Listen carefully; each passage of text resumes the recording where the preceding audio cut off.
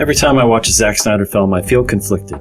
It's not that I dislike the movie, it's more that I'm unsettled by something and I can't quite describe precisely what it is. So I decided to take an exhaustive look at his interviews and rewatch all of his works to try and figure it out. And the more interviews I see, the more I like him. He speaks about his work enthusiastically, and he has a clear idea about his thesis for each film. So it's easy to see how he inspires other people to join his projects.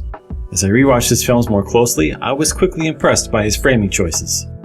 Like this shot from Dawn of the Dead that moves away from Anna to give us the scope of her world and her place in it in the pending apocalypse. Or the sequence where Anna's group runs into CJ and the other security guards at the mall. The framing conveys not only who's in charge, but who will also be the most trustworthy. Notice the distance of the three guards in this shot. As we cut to different characters, we're not only focusing on their words and their perspective in this mini-conflict, we're also establishing trust and power. Just before CJ, the mustached leader of the three guards, agrees to help them, notice how close the camera gets to Anna and CJ's face. This indicates that not only are these two people in the position of power in this particular scene, but it also indicates that they may be the most trustworthy. But gradually, the more films I saw, I began to feel like while I was engaged with what was happening visually, I wasn't engaged emotionally. It was all kind of just passing in front of me, and I didn't really feel a part of it. And finally, it became clear what was wrong. And it's not just one thing. It's a variety of things that compound to deliver a movie experience that just isn't as satisfying as it should be.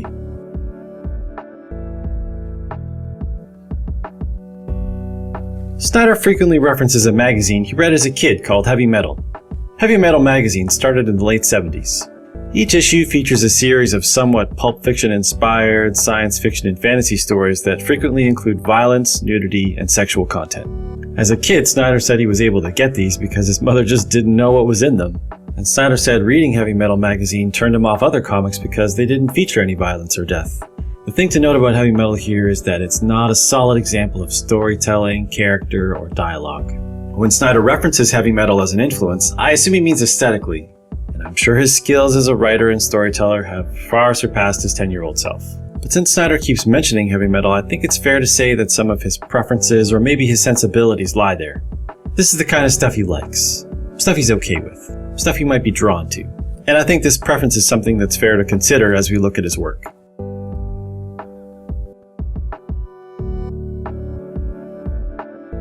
People will frequently criticize Snyder about the slow motion in his films, so I don't really want to focus on this too much. Let's just look at one example. In 300, the moment when King Leonidas kicks the Persian messenger into a pit is iconic. The reason it works so well is because it's a defining moment for the character, for Sparta, for the film, and it's preceded by a great line. This is Sparta! When we see Leonidas kick the messenger, we understand with actions how ruthless he is, and how ruthless Spartans are, and we see their power. But is this moment as memorable? Or this one? Or this one? The kick into the pit scene is earlier on in the movie, so it's more character defining. It just means more. Many of the other sequences look cool and allow you to experience the action better and maybe provide a heightened experience. They're less impactful because they aren't always tied to something defining that action.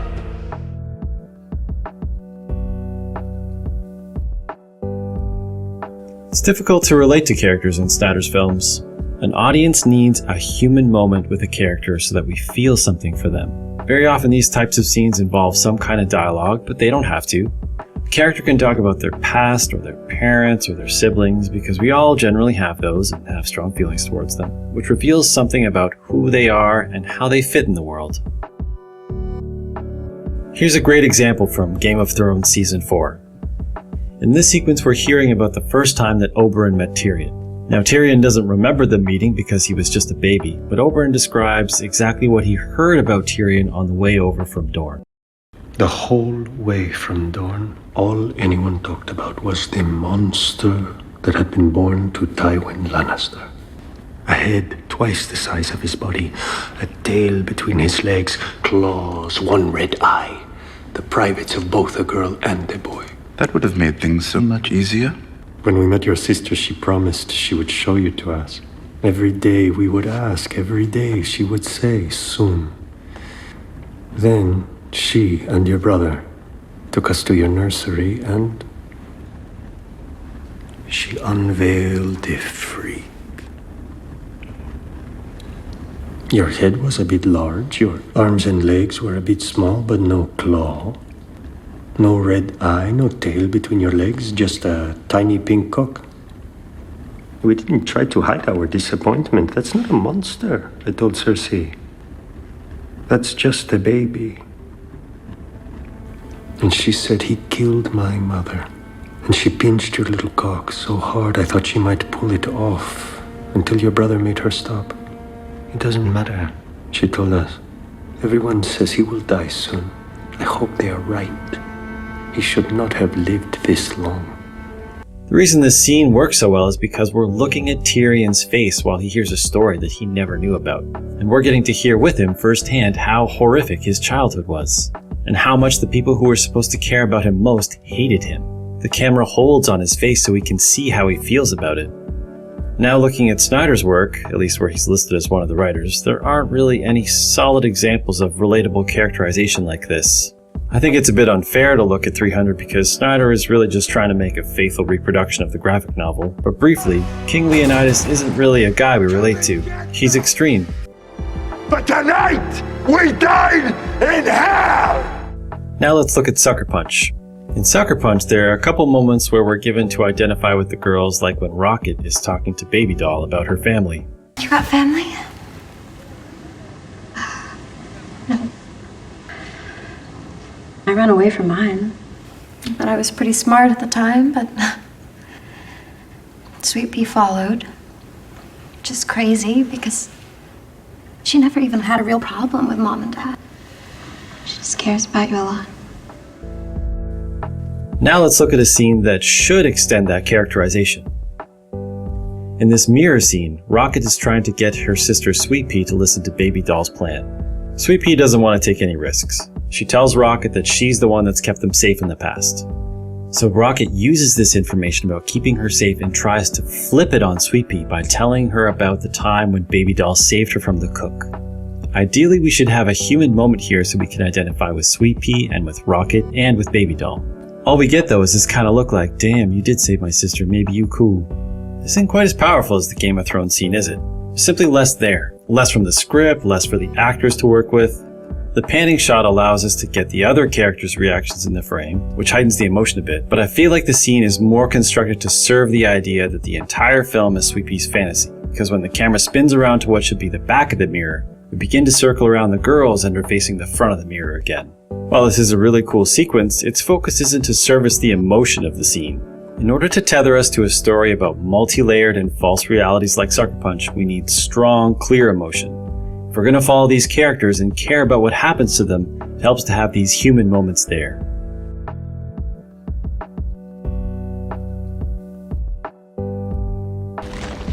While Man of Steel doesn't list Snyder as a writer, I still think it's fair to point out that there aren't a lot of emotions attached to Superman's actions.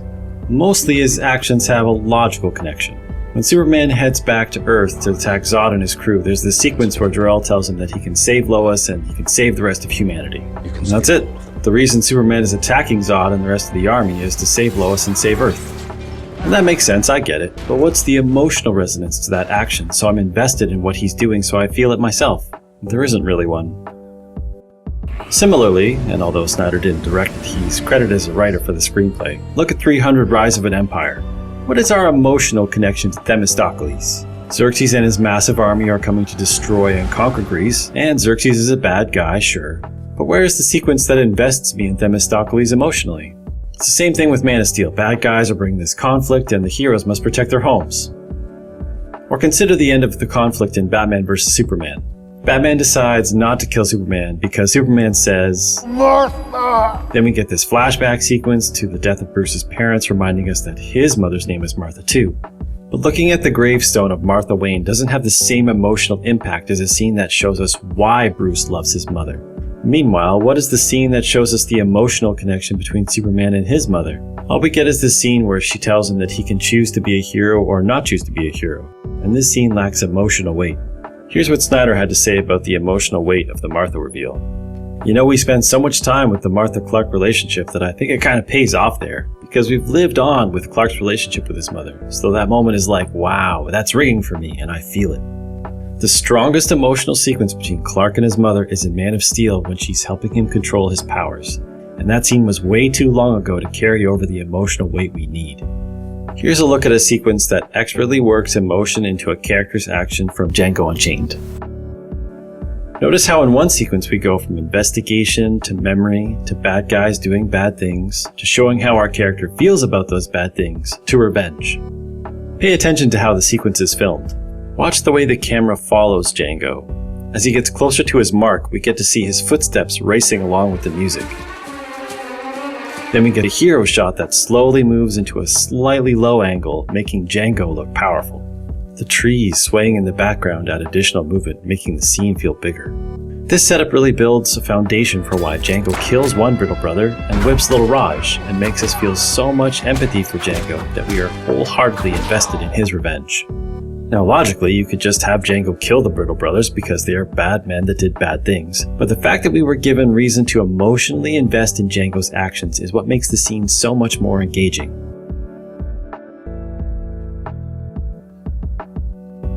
I get the feeling that Snyder gets these ideas in his head that he wants to carry out to a logical conclusion, regardless of whether or not that idea resonates emotionally with the rest of the story. Consider the following quote regarding Man of Steel. In the original version of the script, Zod just got zapped into the Phantom Zone. David Goyer and I had long talks about it, and Chris Nolan and I talked a lot about it. I was saying, I really feel we should kill Zod, and I feel that Superman should kill him. For me, the why of it was, if it's truly an origin story, his aversion to killing is unexplained, it's just in his DNA. I thought if we put him in an impossible situation, forced him into it, it would work. After Superman kills Zod, he screams. I understand why, conceptually. It's made clear Superman likes saving people's lives and that his race is important to him. But how do we feel when Zod is killed? Personally, I feel okay that Zod is dead because it was made clear he was going to keep killing people. But ideally we should feel as torn as Superman does, and we don't. And I think part of the reason why is that Superman's motive is based in logic, not emotion. And even though the film kind of designed Zod as this morally questionable character, why don't we feel as much for him as we do, say, Boromir in Lord of the Rings? Because Boromir's death in Lord of the Rings is a moment of character redemption. Boromir tried to take the ring from Frodo, and now he's trying to make up for it by saving Merry and Pippin. And he fights so hard that even mortal wounds don't seem to stop him. In fact, it's Boromir's efforts which is why we cheer when Aragorn kills the Uruk-hai. Boromir redeems himself by his actions, because by continuing to fight to protect Merry and Pippin after receiving mortal wounds, he becomes a hero in our eyes. Perhaps the most glaring example of Snyder getting too focused on ideas is in Sucker Punch. Adam Quigley of SlashFilm has this theory that Sucker Punch is an entirely fabricated, multi-layered fantasy that eventually, and indirectly, tells women that their sexuality and sexual empowerment is their own choice. You should go check out his video on that. I'll put a link to it in the description below. Based on what I've seen Snyder discuss in interviews, I think Quigley's interpretation is probably right.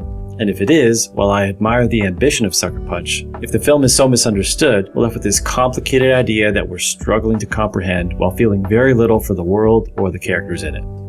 Which is exactly how I feel when I walk out of a Zack Snyder film. I'm watching him execute his vision and admiring the stunning visuals, while trying to feel something for what I'm seeing, struggling to reconcile the ideas being presented with relatable emotions that just aren't there. I admire the action and the framing of the images I'm being shown, but I can't get past this lingering emptiness.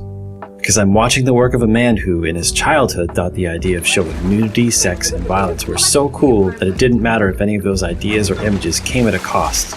And cost is everything. It's why we cover our mouths in recognition of Tyrion's horrific childhood, why we're so invested in Django's revenge that our hearts swell when he takes it with his own two hands. And why Boromir's sacrifice not only reminds us of humanity's greatest weakness, but its strength at the same time. Because all these cool ideas start and end with heart, and Snyder's don't. Thanks for watching, guys. What are your thoughts on Zack Snyder? Let us know in the comments below. And please, let's try and keep things civil down there. If this is your first time on the channel and you enjoyed what you saw, please subscribe. There's a new video every month. And if you really liked it, hit that like button, because it makes us feel better about ourselves. Next month we talk about my favorite movie music. See you guys in the next one.